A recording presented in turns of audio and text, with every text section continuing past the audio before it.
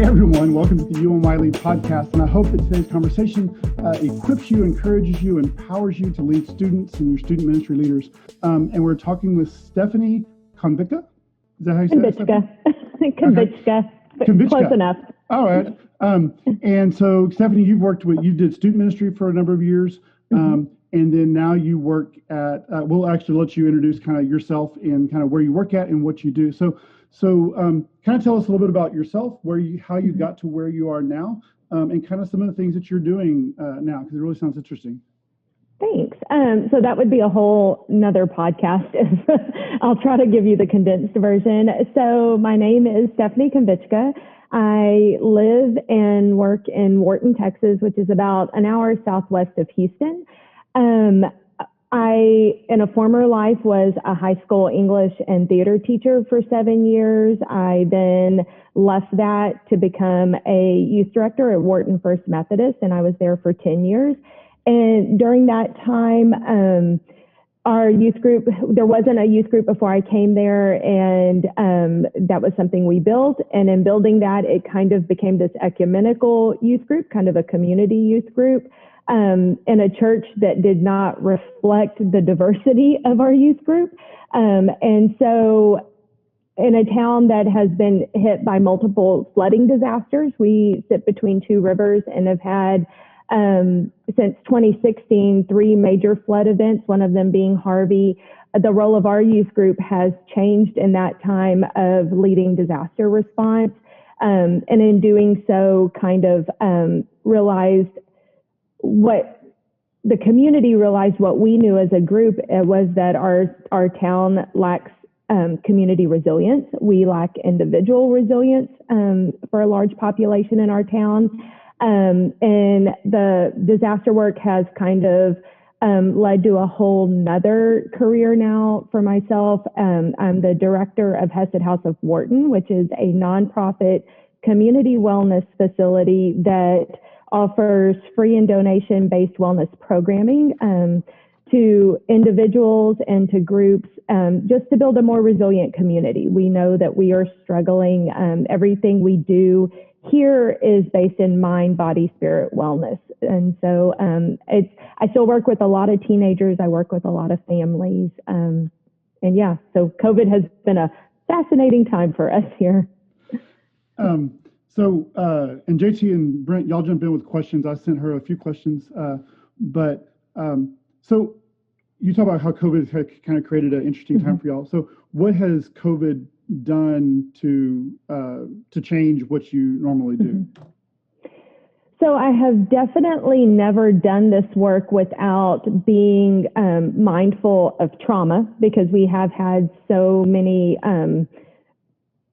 community-wide traumas, and which also, when you add that into what happens into individuals' lives, can make for considerable just day-to-day crises in people's lives. With COVID, what changed was we did a lot of gathering in our space, and that is a big part of what we do and how it works, in addition to individual counseling. And we were not able to do that initially with COVID. And as we have figured out a way to begin to add some small group gatherings back in, it's been really interesting to me to notice, especially in our elderly clients, a significant cognitive decline in what was maybe the first 2 months of COVID. We're seeing a lot of self-isolating now beyond what needs to happen for community members because of a lack of sense of safety. So for us to get people willing to come back together again in small, safe groups just for their own well-being has been a bit of a challenge, but it has really helped us pivot and see that what we were doing matters, but finding new ways to gain access to community members, that sort of thing. We have a garden on site, and one of the things I found when COVID first happened was I was spending almost entire days outside in the garden because we're also located in a city park, and people coming to the park and just talking over the fence just to connect. And so when the city park closed, which happened at one point, it was incredibly challenging, because that was one of the ways people felt safe, was just coming to the park, coming to talk in the garden, that sort of thing. So I know that was a lot of information. No, that's good. And what I was thinking when you're talking about that is some of the similarities for youth ministry, because that hit, and we had to adapt and to change and be isolated. And so Brent and JT, whenever everything first hit, how did y'all switch to online stuff, and how did you see that affect your students and your ministry? Brent, I'll let you go first. Okay. We honestly, I would say that we weren't too affected by it. Our numbers did drop a little bit, but we still had a group that was, I guess, wanting to be together. And so, I mean, we immediately jumped into where me and my associate youth pastor would do, like, we'd record basically the teaching content of our series. And then we even got to where we were bringing up the youth band at a separate time, and we were live, like, recording basically worship as well. And then basically we were just kind of using it as an online church service kind of platform. And we ended up using the platform that Life Church put out that I forgot what it's called now, but the Life Church put out a free platform for churches over that use it for live streaming, and we kind of jumped on board with that.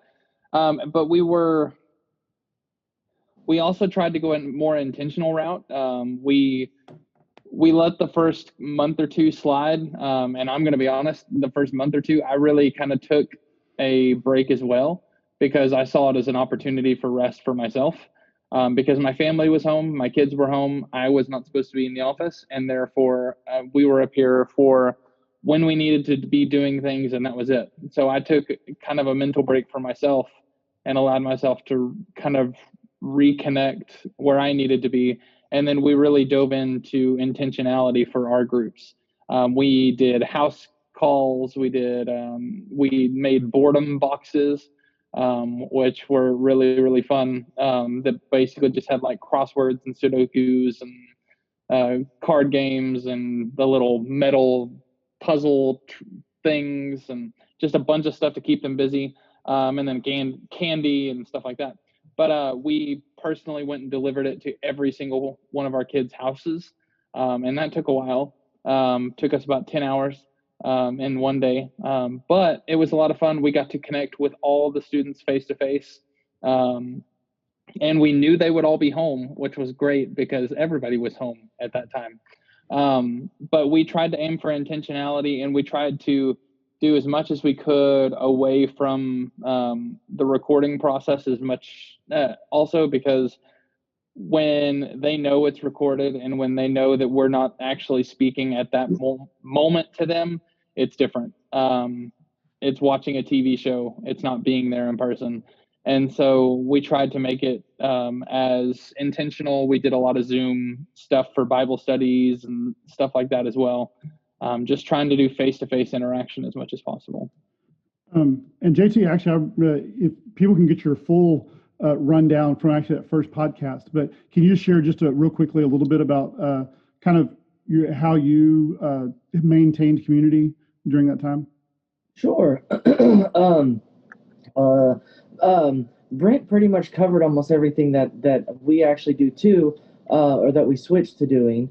Because I oversee from the nursery to family ministry, so I integrated the youth portion in with the children's aspect, and the children were already getting a bag on Sundays that had things to keep them. People call them like busy bags, whatever. We call them little worship bags. And I just adapted that to taking them at home, like Brent talked about, taking things out to their house. I did the same thing, but we do it every Saturday. Instead of I gave them the bag, and they still have their bag, but instead of getting the bags back every time, the whole COVID thing. So we do. I have these really big envelopes, and the lesson goes in it.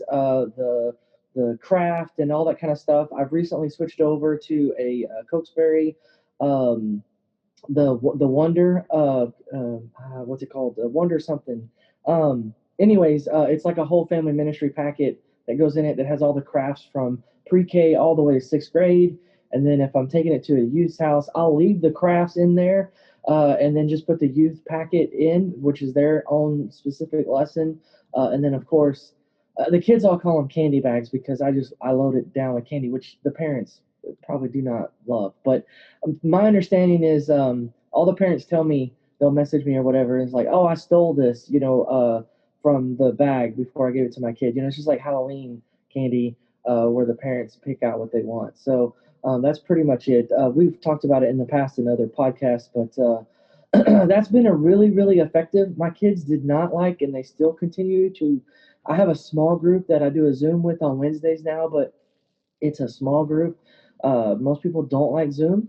The adults don't like Zoom. The kids don't like Zoom. They don't want to be virtual at all. So, but making that one-on-one contact by going to, and it was the first time in 2 years of being here that I got to go to their house and be with them like one-on-one. And so that relationship building was huge. And that's probably the biggest shift for us. I've built over the last 5 6 months much better, deeper connected relationships with my parents, with each student, and with the children, which has been awesome. And because we get to return to worship this Sunday, will be the first time that we'll be back in the church for in-person worship. And we had some folks come up to the church to do a video for that on how to do worship again. And it was just really cool to see. We had kids come up and everything, and so making those connections was awesome because it didn't feel so off-putting or alone throughout the 5 or 6 months. So Stephanie, we have a lot of youth leaders and stuff who watch this, and we were dealing with anxiety in teens beforehand, and then now that's changed some. So can you talk a little bit about what you've seen with teens and stuff, and with your work with other youth groups and stuff, what you've seen as far as those major contributors and kind of what they're dealing with, if we don't have an idea, and then how COVID has accelerated or changed or added to that. So yeah, if we look at it pre-COVID, we saw the typical teen anxieties, the typical stressors that they were facing in just managing schoolwork and extracurriculars and peer relationships and relationships with families. As COVID hit, what I thought was interesting is what I began to see was kind of a trend that I've been able to see following actual other natural disasters in our community of there's, for the first initial amount of time, there's this kind of, okay, we can do this for a couple of weeks. Around 1 month, we hit some sort of marker where people go, I don't think I'm doing very well. And it's this trend of, multiple people starting to reach out and a shift kind of in the mood of community in general. It happened again at 3 months. It happened, I'm noticing now at 6 months. People, their ability, whether they're adults or students, to continue to cope in some way is taxed beyond their ability to manage that well. And so knowing like, okay, it's time for us to shift again, and being open to that and not feeling anxiety around that. And it's a trend that I've noticed in every disaster that we face. And I think the important thing about COVID is acknowledging this as something that, while it is affecting us all individually, it is affecting us communally. And we need to acknowledge the anxiety within the system.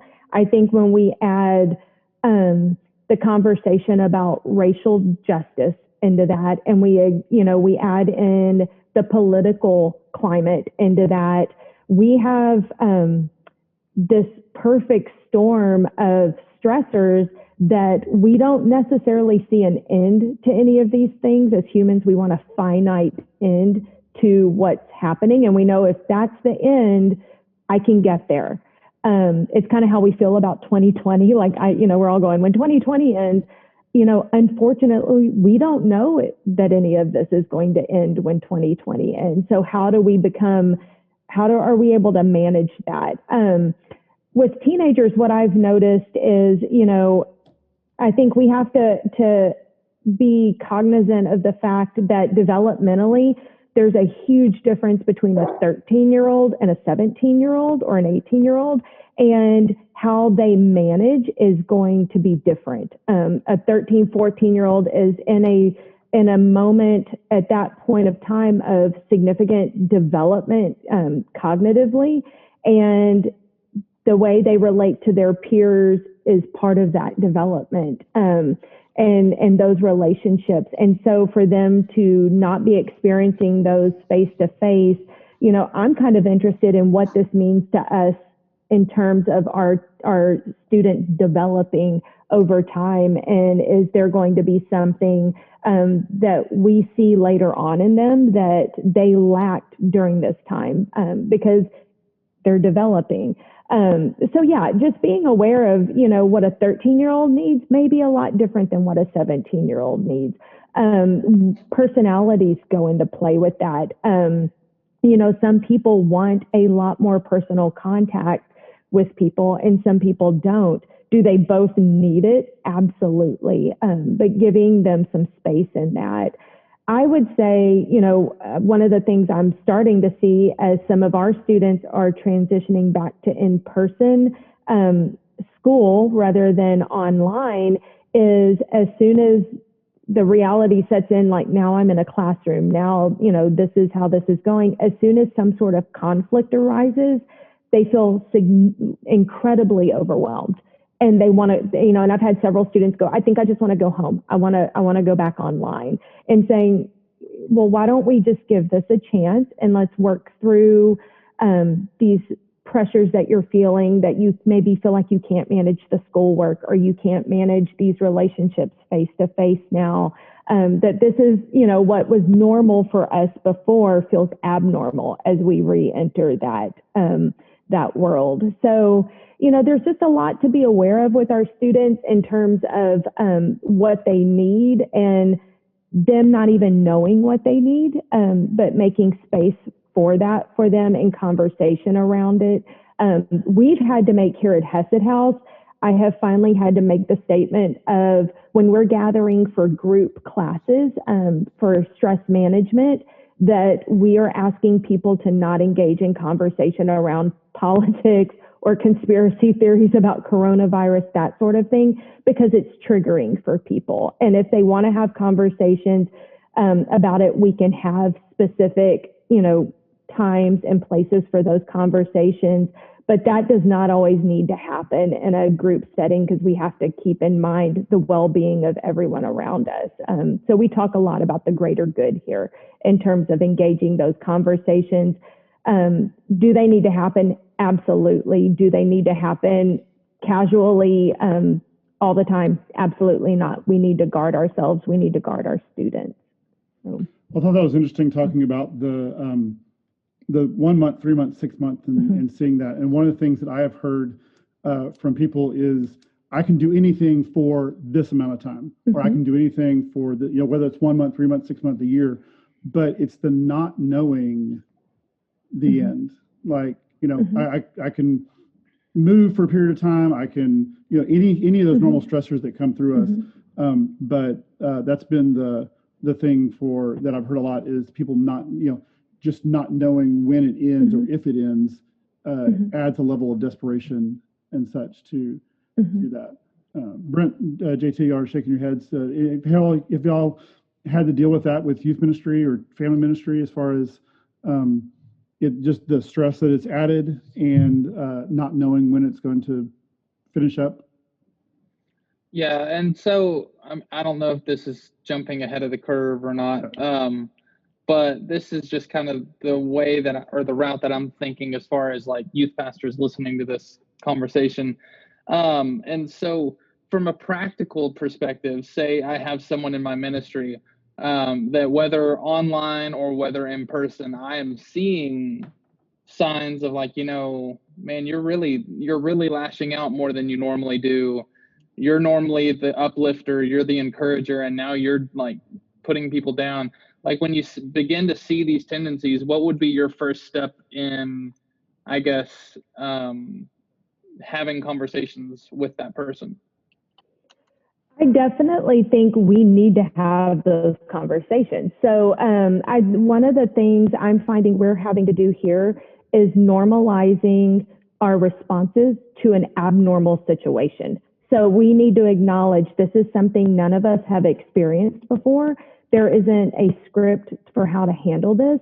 And some of us came into this with more personal tools than others to manage. And there's a huge learning curve to this. So normalizing feelings and normalizing physical responses to what's happening. JT and I spent time on the spiritual formation cruise together, and there was a lot of joking about the things that I shared about where we carry emotions in our body and where do you feel this in your body. And there's a lot to that we are having physical reactions, and we need to give our feelings validity. We need to acknowledge them, and we need to normalize strong reactions to this situation we find ourselves in are normal.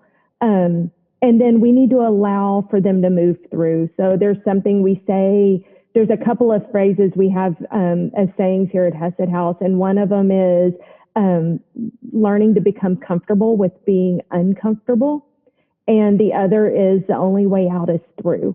And so if we make room for grief, if we make room for sadness and for anger, and allow us ourselves and create spaces for our students to express that and feel that, they will be able to move through that. It's when we're not acknowledging them or we're finding ways to numb or unhealthy ways to cope that's where the harm is being done. That's where, we run the risk of them developing some really unhealthy coping mechanisms moving forward. The thing I loved about being in youth ministry was having the opportunity to engage conversations with students that other adults are afraid to have with them, because maybe adults in their lives haven't done the work around mental and emotional wellness and developed a language for it. And so we have the opportunity to equip our students with a language for expressing their feelings, what's happening to them, and we can create opportunities for them to have that normalized and to talk about it in a way that's helpful and healthy. And I know that wasn't specific, but every group is different also. Sure. So. But I mean, I think there's definite practical advice in that. I mean, you have to create a space to where hard questions are okay. And sometimes that might not be in big group with everybody else, but that might be that you set aside one day a week where you and someone else are up in your office that's an adult. So you kind of meet the safe sanctuary ratio, especially if you're in a Methodist church. But you find times to where people can be real. A lot of times that's easy through like conversations on text and stuff like that. Just especially for any youth pastors out there watching, be mindful of your scenario, be mindful of the situation you're in, and always have copies of what you're talking about. Whether that's someone in the room that can vouch for what you're saying in the conversation, or whether that's keeping track of your text messages and everything like that, need to keep those safe. Because not only is trauma something that is walkable through, but trauma also can bring emotions out of people that are not really what they think they are. And they can find that they really love you for things because you help them walk through things and stuff like that. So creating that space is really good. Well, and I wanted to add also being aware of yourself, in the same way that anxiety is contagious in a system, so is calm. And I would say a triggered person isn't going to do a great job of guiding other people through their struggles. So, doing what you need to take care of yourself. I have found it interesting as a therapist in training that how many therapists I know have re-entered counseling for themselves during this time, because we know that if we're not putting the oxygen mask on ourselves first, that we are not going to be able to be a voice of calm and a safe place for the people we're walking through this with. This is all new to us as well, and we need to acknowledge that for ourselves. Yeah. Well, that's a great segue, because that's where we kind of talked about helping others and such, but I also want to talk about self-care and some ways that we can. It was kind of something that struck me from the first conversation that JT in the first podcast talked about, and then has been going through, is that, the idea of the oxygen mask. Like, we can't be there for our students, we can't be there for our families or anything if we're the ones. I think for me, for the first time, I woke up, during the height of the lockdown. And I had chest tightness, and first thing I thought was I have COVID. And then I realized it was I've never experienced really that I've noticed physical manifestations of stress, but I was. And so I think for me, it definitely raised that deal. So in the last five or so minutes that we have, what are some ways? JT, you want to talk a little bit about how you've kind of helped with stress yourself, and then Stephanie kind of give us some other ways that we can help to take care of ourselves and what's important in that way. Oh, so you want me to say how I deal with stress? Yeah, just some of the ways that you've taken care of yourself during this time. Well, in the past, I would go on a cruise with a group of youth directors. We didn't really get to do that this year. For me, it's you got to step away. And something, actually, to go back to the cruise, that we learned last year was that Sabbath is important, and even more so now. So, and the idea of Sabbath isn't this thing about stepping away for 5 minutes. No, that's a breather. You need those too, but you're going to need to step away for a period of time. And we talked about this on the cruise, that a Sabbath, biblically speaking, is an entire day. And to step away and to take your mind out of what's going on and find a place to be centered again. For me, it's various things. It could be out in nature. It could be like going to the lake or something like that, but just going away and to not, it's really hard for me to do. You can ask my wife, every friend that I talk to all the time, Russell, at midnight, we have conversations, always talking about ministry, always being engaged, but you've got to find another place to step away from that.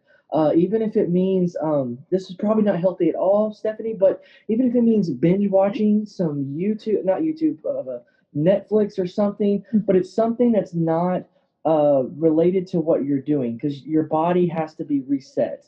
And you need time away. From a pastoral thing, it would be oh, you need to go and read scripture, and but no, you got to go find a place where you can set yourself back to zero. And if that's prayer life, then even better. But to go somewhere out of the office, which means for us right now, out of your house, somewhere else. And so I tend to go take my guitar someplace and go play music somewhere, or go on a trip with my wife, going up to the hill country or something that's easily accessible in a day for you. But to step away and do things with your family or something like that, that's restorative. And so that's what I recommend, and that's what I try to do. Stephanie, what are some other ways that we can take care of ourselves and put the oxygen mask on us first and during this time? I think, Russell, you pointed out the tightness in your chest, and that is one place I think we need to start, is learning more about ourselves and paying attention to that. Our bodies, our beings are trying to tell us sometimes, I am stressed, and we're not listening. And so taking a moment to check in, how am I feeling physically? What's happening in my body? How am I where am I feeling emotions? How am I feeling? What is happening in my mind right now? What's my mood? And then asking ourselves, what do I need? And taking a moment to listen to that, taking nice big deep breaths, giving ourselves permission to not have to do and to allow ourselves to be. For me, that's long walks, gardening, finding ways to connect with my friends. My friends are super important to me.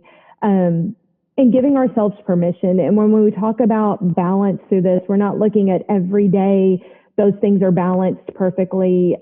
We have a little, time to relax. We have, our work time. We have time with family.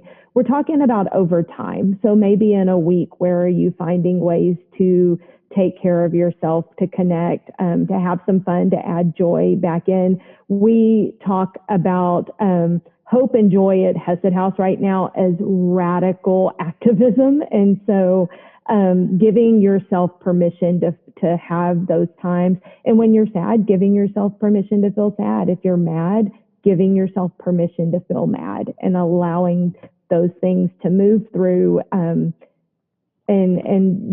yourself better than anyone else, and giving yourself permission to give yourself what you need. Cool. Brent, in about a minute, do you have any things that you really kind of do to help take care of yourself?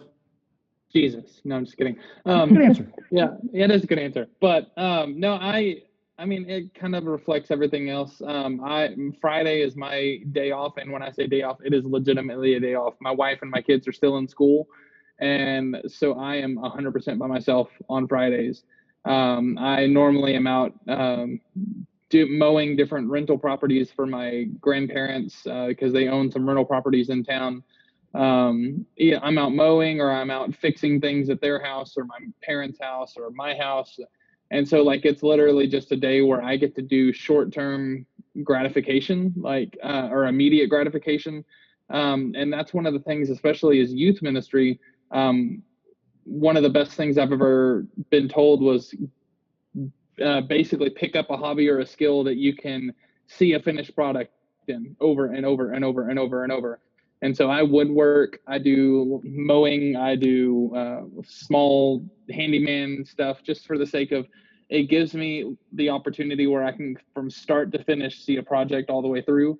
And that helps with your health so much, because a lot of times in ministry, we don't see the end unless a kid comes back when they're in college or when they're a young adult and they're like, hey, because of what you did, you changed my life. We don't normally get to hear that. We normally don't get to see that.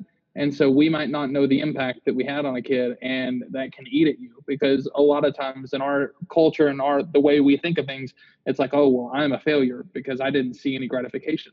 But it's the fact of our job. So finding immediate gratification is a big way, and finding things that you like, tasks that you can finish in a short period of time is great. That was one thing. I listened to Carey Nieuwhof leadership podcast, and he had Max Lucado, and Max said, find a hobby that its success does not depend on you, that you can fail at miserably and nothing matters. So he said golf, I think, was his. So Stephanie, in the last couple of minutes, can you tell us kind of how to get in touch with you if we have somebody who wants to follow up, and maybe a little bit of a Hesed House, just kind of how we get in touch with you and how we can get back with you if we need to. Yeah, you can Google us. We're Hesed House, HESED. WTX.org. My email is skonvicka, SKONVICKA @HesedHouseWTX.org. I'm happy to have conversations. I do a lot of group classes. I've been doing some online education, psychoeducation. So I'd be happy to visit with anyone. It's kind of, youth ministry is still a passion of mine. And I so admire all that y'all are doing right now. Well, awesome. Well, thank you very much, everyone, for joining us. And we will wrap up, and we will see you next time. Thank you very much.